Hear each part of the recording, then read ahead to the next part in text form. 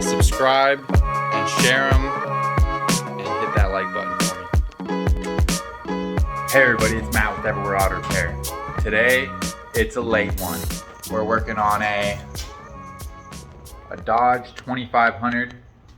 It's a 2005 2500 with a Cummins in it. I'll show you what we did so far. So we put this auxiliary tank. We installed an auxiliary tank, and now the customer has 130 gallon fuel capacity in this 2500 truck, and he uses this truck to haul and tow for business. So right now, the reason we're replacing these shocks, it's like 12:30 right now. You guys, if you know me, you know I don't really do jobs like this where they want me to do stuff in the middle of the night. But it's a good customer. He's actually my tow guy. He tows all my vehicles, and he needs us to get him on the road by tomorrow. So in the meantime, I'm going to show you guys how to do the front and rear shocks. All right, you're going to notice a couple things. I don't have this side jacked up, and I don't have the wheel taken off. The tire is still on. I did jack that end up because I did that side first, but I'm just going to show you on this side. First thing you're going to do, take these two 13 millimeter nuts off. Now go ahead and take this top nut off. You might have to get a set of vice grips or something to hold on to this guy right here. Alright, now once you got those three nuts off, the shocks are going to come right out. Okay, now I got my new shock sitting here between my legs. I'm going to throw this washer and then this bushing put up here, and then we're going to crawl in here and we're going to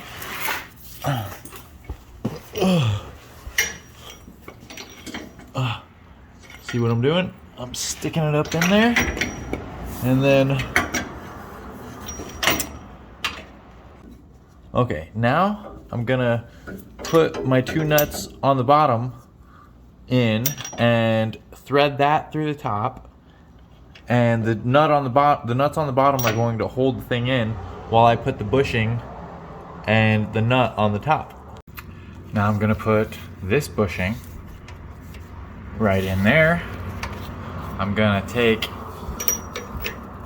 that washer, and then I'm gonna take my nut and I'm gonna tighten it down. You're gonna tighten it down until this bushing is the same diameter as this washer. And there you can see the bushing is pretty much filling up the washer. So that's what I'm going for. Alright, now right there is the rear shock. The first thing we're going to do is we're going to take the top bolt out. So that right there, take that bolt out. Alright, so you can see that this is what I've got set up.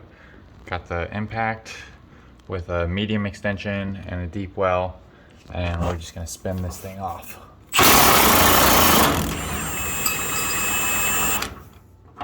No big deal. And then either this is gonna pull out right now, or what I'll do is I'll get a pry bar like this.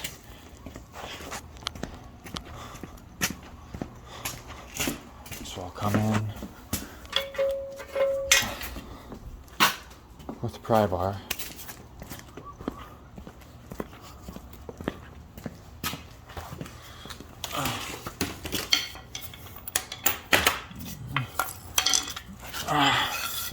Okay, now what I'll do,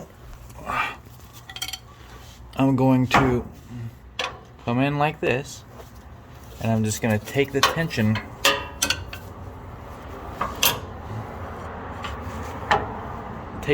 off. Can we see it right there? take the tension off. Now I'm just gonna set this thing down and see if it works. All right, now if you look, that's actually where I had to put it in order to get it to wedge out. So now I'm gonna just get my thing out of there. You might have seen it poke up a little bit.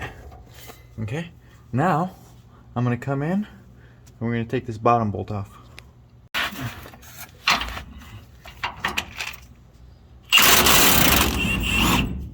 Okay, so now I'm gonna go ahead and use both hands. I'll grab a 21 ratchet wrench, throw it on this end, and then spin this the rest of the way off. All right, now I got the bolt off on the bottom, and I'm gonna pull up on this. Hell, I'll even do this one-handed. See that? So I'm taking the tension off. Boom. And now, got this brake line in the way, but I don't know how big of a deal that's even gonna make. Yeah, you see, I just kind of pry it out. Boom. Yeah, so you better get it out of there before it freaking extends all the way out, though. Holy smokes. Look how long that thing got. Alright, so up there, I've got the bolt started. And then I'm going to kind of aim this into where it's supposed to go right here. And then I'm going to take my knife and I'm going to slice this bad Jackson open. And it's gonna shoot down to this, and you better not miss, because you're gonna have a fun time getting everything to compress back enough to get it up here. It's not impossible, but just get it right the first time.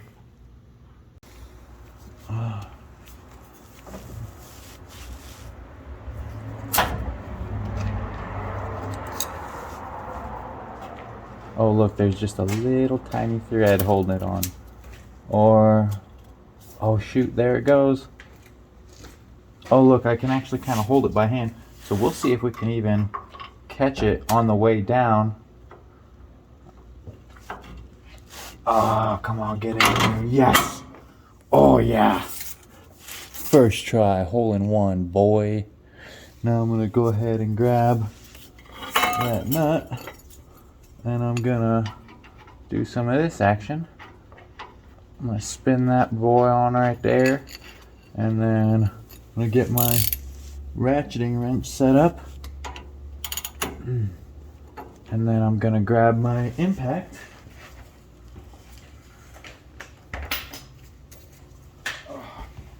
And mind you, all of this is being done with the truck on the ground. We're not jacking anything up to change these shocks. Now, I don't know if you guys can see very well, but there you go.